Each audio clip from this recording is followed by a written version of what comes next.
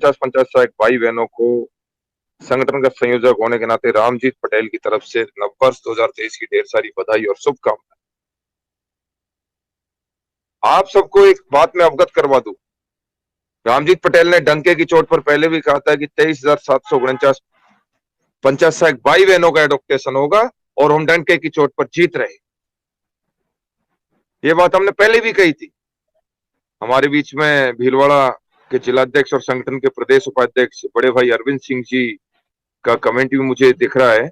Great Ramjeet Patel भाई, बहुत बहुत आभार, धन्यवाद अरविंद भाई। आप जैसे बड़े भाइयों का इस छोटे भाई पर प्यार और प्रेम जो बरस रहा है राजस्थान भर से। रूप सिंह जी, टाटवाड़िया साहब, राम राम जी। मैं मेरी बात को शुरू करूं। राजस्थान के कोने कोने के पंचायत सहायक भाई बहनों को आज फिर विश्वास दिलवा रहा हूं। जो ग्रुपों में ढिंडोरा पीटा जा रहा है कि प्रथम नियुक्ति के होगा, ये होगा और वो होगा, उस समय ईडब्ल्यूएस नहीं था, इस तरह की समस्या आएंगी, बिल्कुल आएंगी। अपात्र साथियों के मन में रामजीत पटेल के प्रति इतना बड़ा जहर घोलने का काम किन लोगों ने किया, उसकी भी समीक्षा होनी चाहिए।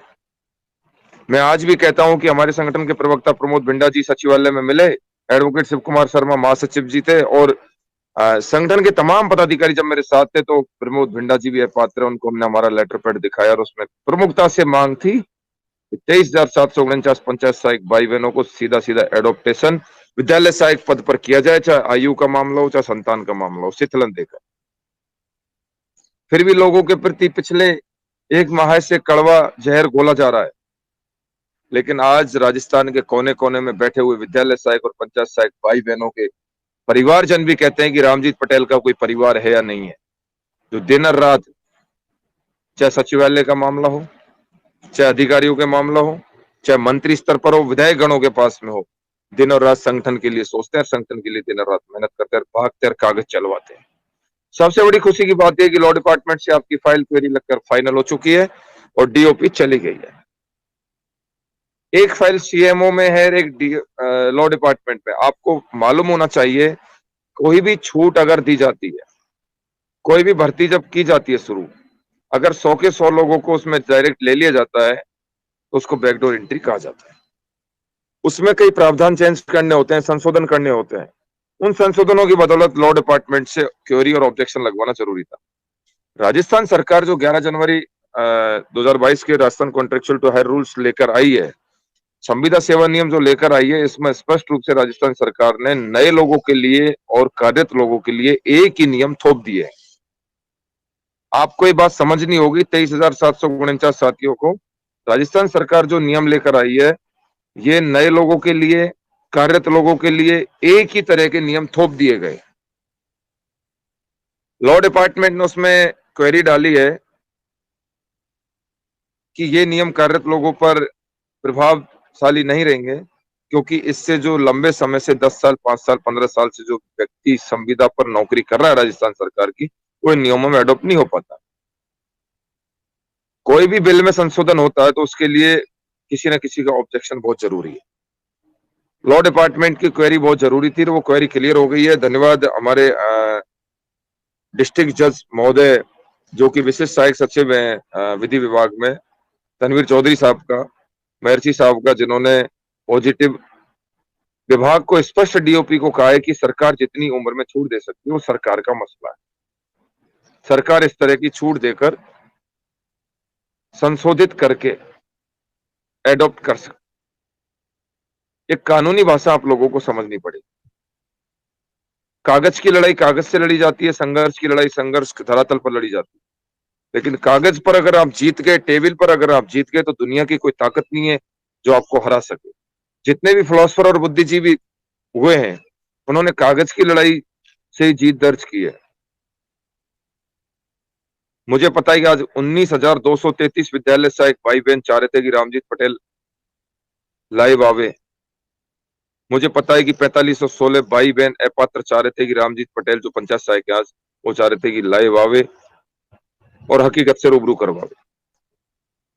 पिछले 7 दिन के अंदर लगातार ऐसा कोई विभागीय अधिकारी नहीं जिसको हमने नहीं घेरा, चाहे गुलदस्ते देकर, मिठाई खिलाकर उनका मन मोहित किया, संगठन की बात पहुंचाई और उन्होंने विश्वास दिलवाया कि आपके एक एक साथी को एडॉप्ट करेंगे।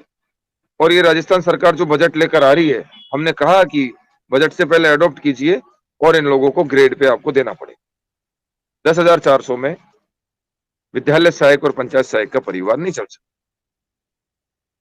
इसलिए पंचायत सहायक जो भाई बहन है, 10,400 में विद्यालय सहायक जल्दी बनेंगे। अगला हफ्ता उनके लिए बहुत अच्छा निकलेगा। इस हफ्ते में हमने मेहनत की, 1000 साथी, लगभग 1800 साथी ईडब्ल्यूएस और ओबीसी की जो शीतलन की बात थी, माननीय गौरव अग्रवाल साहब डायरेक्टर महोदय पीके गोयल साहब से हमारी चर्चा हुई। हमने उनको स्पष्ट रूप से कहा कि आपके लिए आपसे मार्गदर्शन मांगा गया है डीओज के द्वारा। उन्होंने कहा मैं बीकानेर जाते दिखवाता हूँ, दिखवाते सीधे आदेश हुए।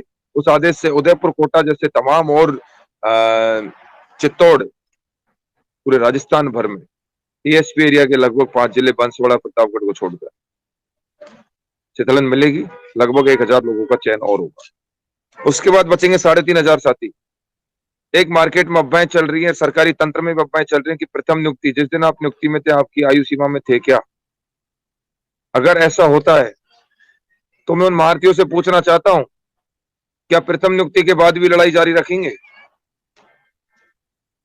उन महारथियों से पूछना चाहता हूं जो व्हाट्सएप पर आए दिन 8 बजे बाद में 8 PM नो सीएम एक नारा चलता था राजस्थान में, उस तर्ज पर 8 बजे बाद में जो ग्रुपों में एक माहौल खड़ा किया जाता है रात को 8 बजे बाद, उन व्हाट्सएप यूनिवर्सिटी के महारथियों से पूछना चाहता हूं, क्या 50 साल तक हमारा व्यक्ति अंदर आ जाएगा EWS, ST, SC, OBC, MBC का?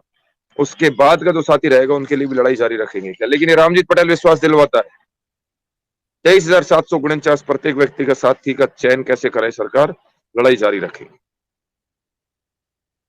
संघर्ष से जीत मिलती है। एक भाई वीरवान सिंह जी सवाल कर रहे हैं जयपुर में आंदोलन करो। बिल्कुल साथी वीरवान भाई, जयपुर में आंदोलन बिल्कुल होगा। आप घरों से अपना बैग तैयार रखें। आंदोलन के लिए कोई अलग से गाजे बाजे नहीं होते हैं। मुझे नहीं लगता कि पूरे राजस्थान से बाड़मेर हो, चाहे जैसलमेर हो, चाहे भरतपुर हो, चाहे झालावाड़ हो, एक रात्रि से ज्यादा का समय जयपुर लगता हो। अगर शाम को 7 बजे भी आपको मैसेज मिलता है तो आप अगले 7 बजे अपना बैग तैयार रखें, जहां भी आप बैठे। लेकिन उसके लिए आप सबको दिमागी तौर पर तैयार रहना होगा, मानसिक रूप से तैयार रहना होगा, हृदय की गहराइयों से सोचना होगा कि मैं स्थायी रोजगार के लिए जा रहा हूं और एक कुशल नेतृत्व के नेतृत्व में जा रहा हूं। राजनीति का हिस्सा हमें नहीं बनना, काम का हिस्सा बनना है।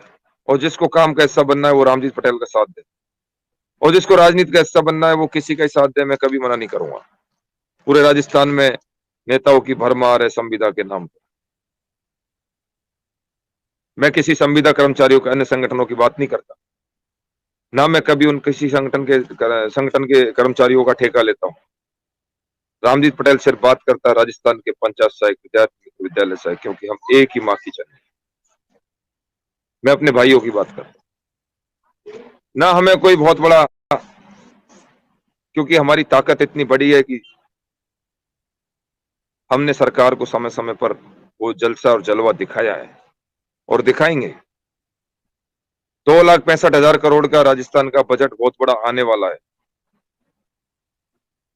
संजय पांचोली जी सवाल कर रहे हैं जॉब चार्ट कब तक आएगा विद्यालय सहायक का। मेरे भाई विद्यालय सहायक का जॉब चार्ट इतना इंपॉर्टेंट नहीं जितना मेरे 4516 भाई घर बैठे हुए अभी विद्यालय सहायक नहीं बने।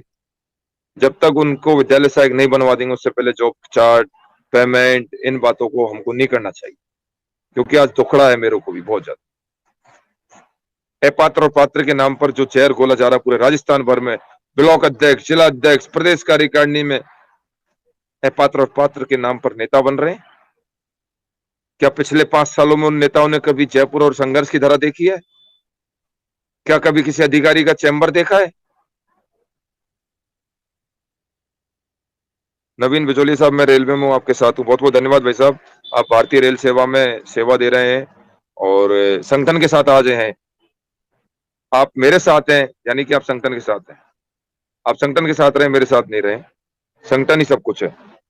सूची कब आएगी? अगले वीक में सूची की संभावना आदेश सरकार करेगी, लेकिन मैं 100% नहीं कहूंगा। ये जरूर कहूंगा 100% सरकार की मंशा किसी को हटाने की नहीं है। ये हकीकत डंके की चोट पर पहले भी कहा था, आज भी कह रहे हैं, आगे भी कहेंगे। जब तक कहेंगे तब तक एक एक साथी का चयन नहीं होगा। 58 साल का, 56 साल, 55 साल के साथी का कैसे चयन हो, इसकी भी प्रक्रिया हमने शुरू कर दी है। हम जयपुर में जो डेरा डाले हुए हैं, शेखर कस्बा जी, 18,500 कब तक होगा? मेरे भाई 18,500 पे उम्मीद मत रखिए। उम्मीद करिए ग्रेड पे कब मिलेगी, स्थायीकरण कैसे होगा। आपको नियमित रोजगार मिला, यहां तक लेके आए तो यही नहीं छोड़ेंगे, आपको वो दिलवाएंगे कि आप जिस दिन रिटायरमेंट हो, आपकी तनख्वाह लाखों में हो, जो अन्य स्थायी कर्मचारी लेते हैं।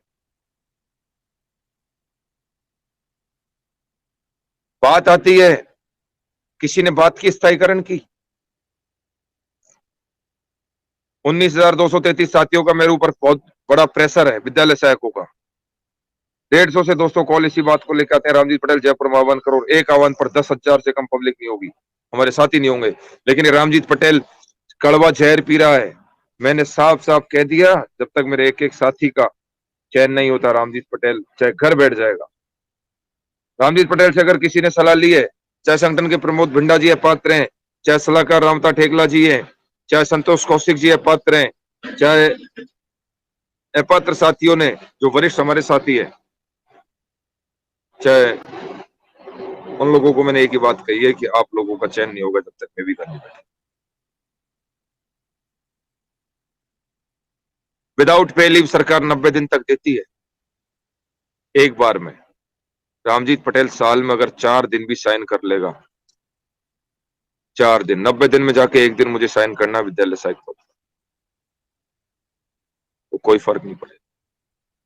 क्योंकि जिस विजन और मुद्दे को लेकर हम लड़े हैं, हम व्हाट्सएप पर 8 बजे बाद जो चैलेंज उल्टे सीधे लोग कर रहे हैं, जमीन बंटवारा जो लोग कर रहे हैं, भारत पाकिस्तान का सा अखाड़ा बना दिया पात्र पात्र के नाम पर, आतंकवादी संगठनों की तरह तैयार किया जा रहा है हमारे बुजुर्ग भाइयों को।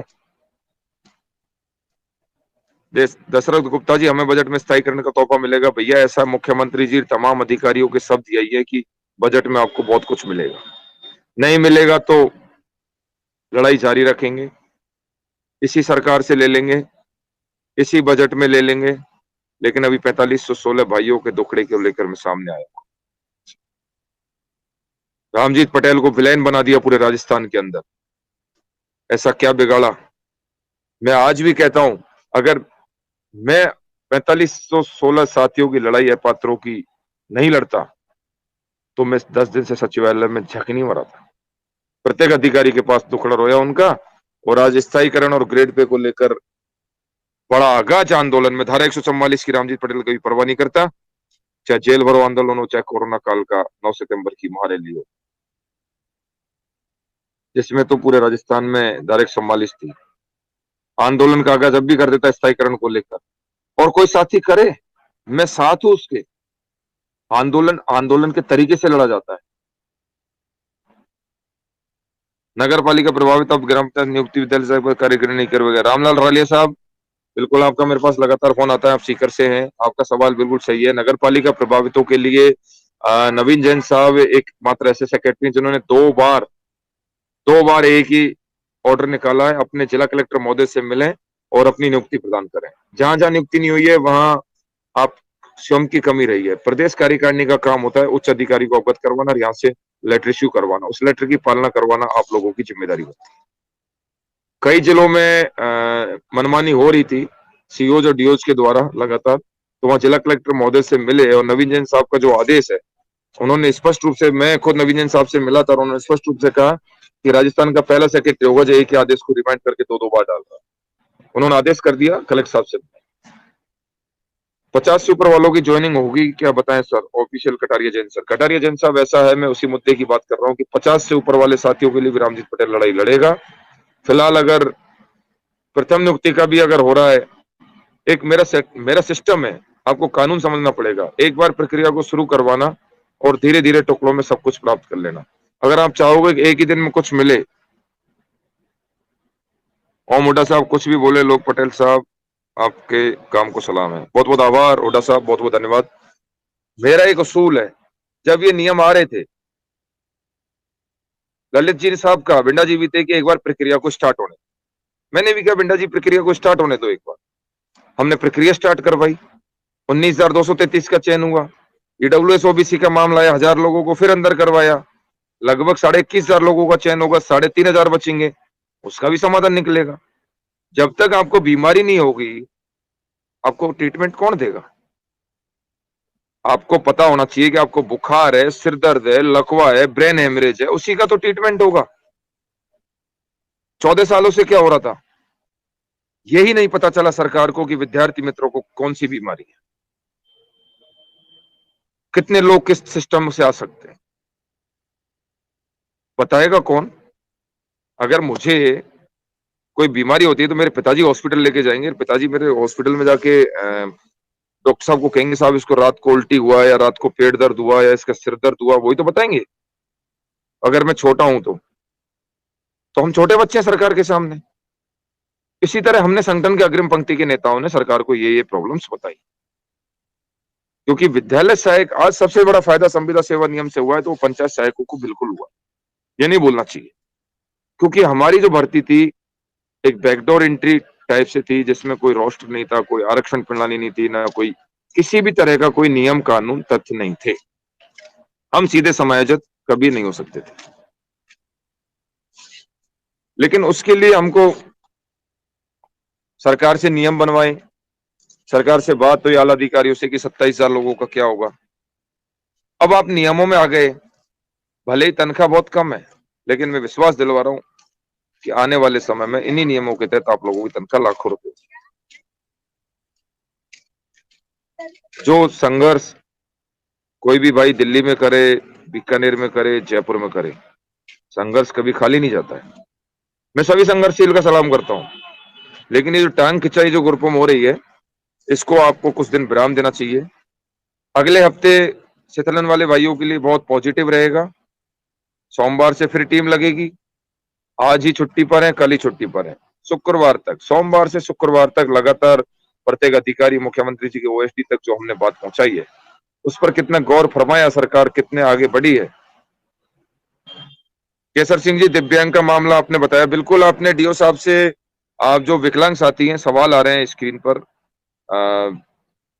डीओ साहब से मार्गदर्शन मंगवाएं कि दिव्यांग को जो उम्र में छूट मिलती है, डीओपी का सर्कुलर है, उस सर्कुलर को अपने डीओ साहब को दें, और डायरेक्टर साहब गौरव अग्रवाल जी से मार्गदर्शन चाहें आपके डीओ साहब, तो फिर हम अग्रवाल साहब को निवेदन करेंगे, मार्गदर्शन जैसे पहुंचेगा उसका जवाब आपके डीओ को दिलवाएंगे।